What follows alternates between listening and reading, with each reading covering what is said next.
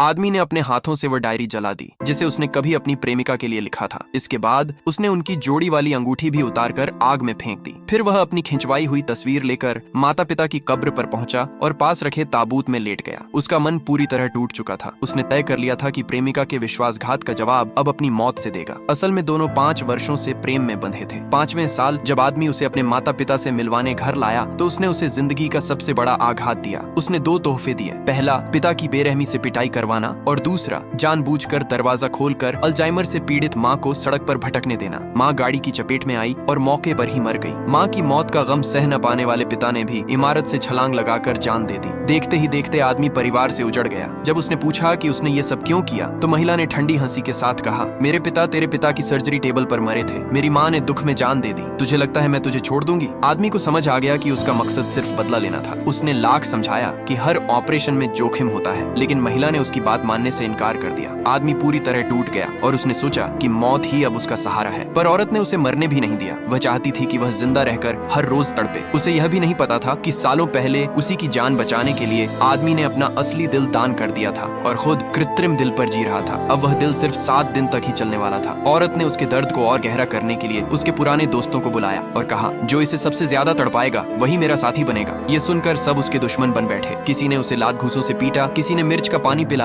किसी ने नाखूनों के नीचे सुई चुभा दी, पर वह फिर भी नहीं टूटा। तब उसका सबसे करीबी दोस्त उसकी माँ की निशानी तोड़ने लगा। ये देख आदमी का दिल छलनी हो गया और मजबूर होकर वह घुटनों के बल गिर पड़ा। महिला को लगता था कि वह सब उसकी सफेद चांदनी यानी पुराने प्यार के लिए कर रही है। उस औरत की हर गलती का ठीकरा भी आदमी के सिर फोड़ती। कभी खाने में नमक कम ज्यादा हो जाता तो बिना पूछे आदमी को दोष देती और सजा देती। यहाँ तक कि उसने उसे ठंडे कमरे में कैद कर दिया। इसी बीच सफेद चांदनी को डर था कि कहीं आदमी यह राज न खोल दे कि उसका असली दिल उसी ने दिया था। इसलिए उसने चाल चलते हुए खुद को सीढ़ियों से गिरा लिया। महिला ने यह दृश्य देखा और तुरंत समझी कि यह आदमी का ही काम है। जब सफेद चांदनी खून से लथपथ अस्पताल पहुंची तो उसने बिना सोचे समझे आदमी का खून निकलवाया। चाहे वह मर जाए पर सफेद चांदनी बचनी चाहिए। आदमी बेहोशी से उठा तो उसे फिर से अपमान सहना पड़ा। उसे घसीटकर सफेद चांदनी के सामने ले जाया गया और जबरदस्ती झुकाकर उससे माफी मंगवाई गई। सबके सामने उसे नीचा दिखाया गया। अब कृत्रिम दिल के आखिरी दिन आ पहुंचे थे। उस दिन उसने पुराने प्रेम पत्र जला दिए, अंगूठी आग में फेंक दी और अपनी एक तस्वीर खिंचवाई। तस्वीर माता पिता की कब्र पर रखी और खुद ताबूत में लेट गया, मौत का इंतजार करते हुए। उसे यह नहीं पता था कि महिला को भी उसकी स्थिति का पता लग चुका था, मगर वह सोच रही थी कि यह सब उसका नाटक है। फिर से ध्यान खींचने की चाल। वह फोन पर चीखती रही, जोंग याओ जी, मैं तुझे हुक्म देती हूँ, बोल, तू सुन रहा है? जवाब दे। लेकिन अब कोई जवाब नहीं आया। फोन के उस पार बस सन्नाटा था। किसी ने धीरे से कहा, लिन जोंग। अब उसमें सांस नहीं है, सब खत्म हो चुका था।